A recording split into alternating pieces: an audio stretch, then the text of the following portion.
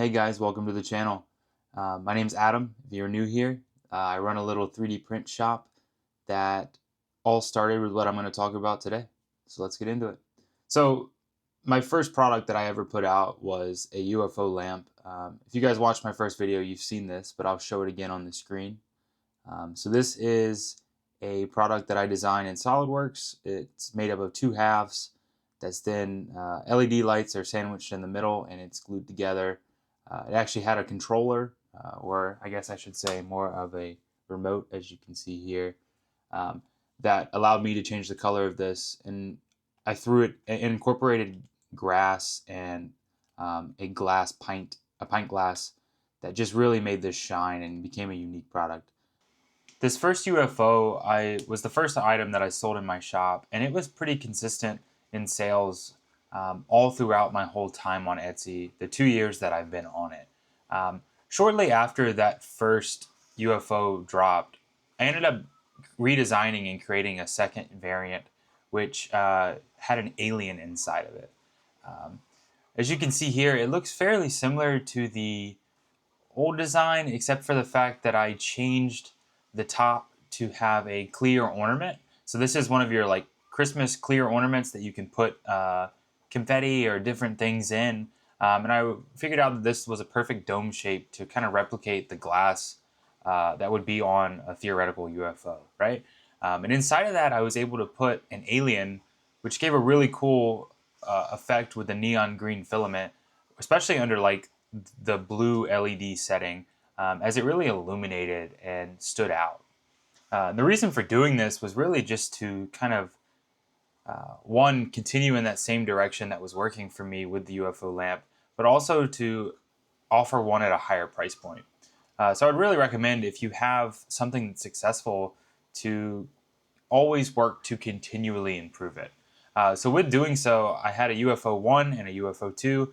The 1 I could manufacture for cheaper and I could sell at a lower price point. And then I also had a more premium option, which was in the second version with this alien inside of it. And there was a lot of overlapping parts, as you can see, like the glass, the base, the cowl, and even the LED strips that were inside of it were the same. So there was a lot of overlap in terms of prep and making sure that this is efficient. But also there was that variety, which in turn made my revenue even higher because there were two products that customers had a choice between. And then more recently, probably about a month ago, I went in and did a redesign of this for the final time. The biggest issues that I was experiencing was just how long it took to assemble the old variants of the UFO. And how I printed them, they had to be supported in the middle. And I had to actually glue these together using CA glue. So this really led to the problem of if it's not placed right, then you have to scrap the whole part. There was no way to really view the LEDs inside. Like if there was an issue with the LED, there was no way to get into it.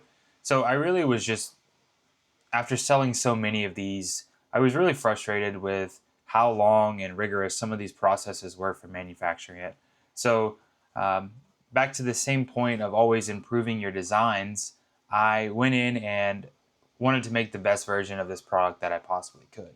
So I spent a lot of time in Fusion 360 designing around key concepts of really efficient manufacturing, as well as just making the product overall better. So I made it 2 times larger, and then I also used a light bulb. As you can see, this light bulb is controllable via your phone. The grass base consisted more of a circular pattern, which was a lot easier to print, but as well as it housed these 3D printed cowls. So as you can see, these were printed on the Snapmaker U1.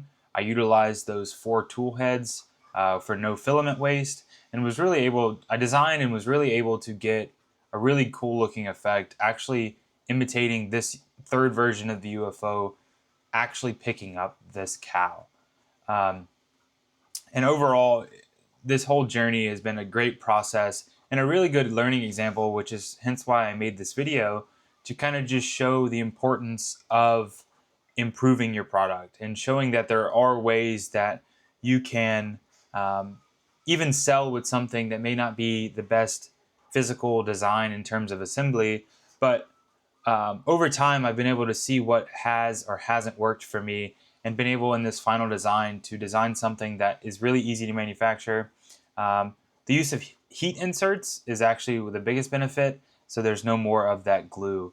As you can see, simply, I don't know if you guys are familiar with these off of Amazon, but you can take these heat inserts, and with a certain hole diameter, you can heat up with a soldering iron, press into these holes, and create a really professional look, but also create the ability to use screws with these 3D prints to adhere these two halves together.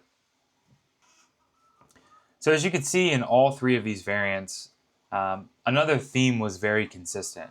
And this is the theme of um, incorporating other components within this 3D print to really just amplify it to a product that stood above just the 3D print itself.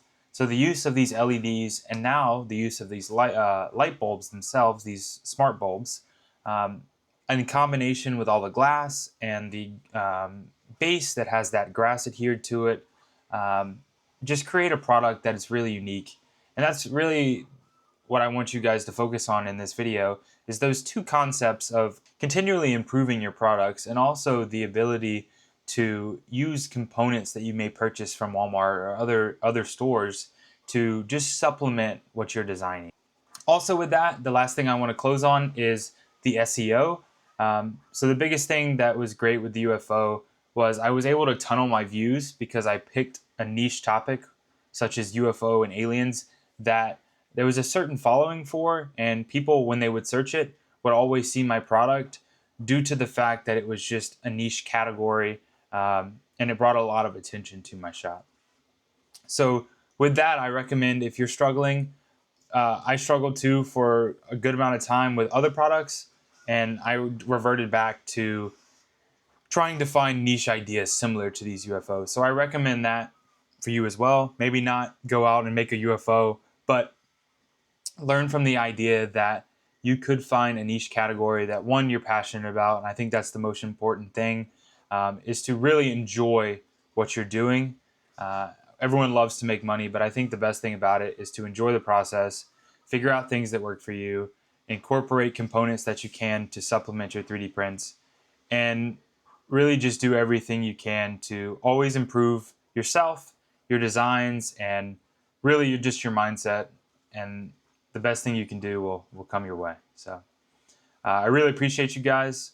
Thank you again for tuning in. I got more videos to come. I've been trying to figure out what format I like the best, but we're gonna figure it out together. So if you guys have any questions or anything you guys would like to see, please drop a comment.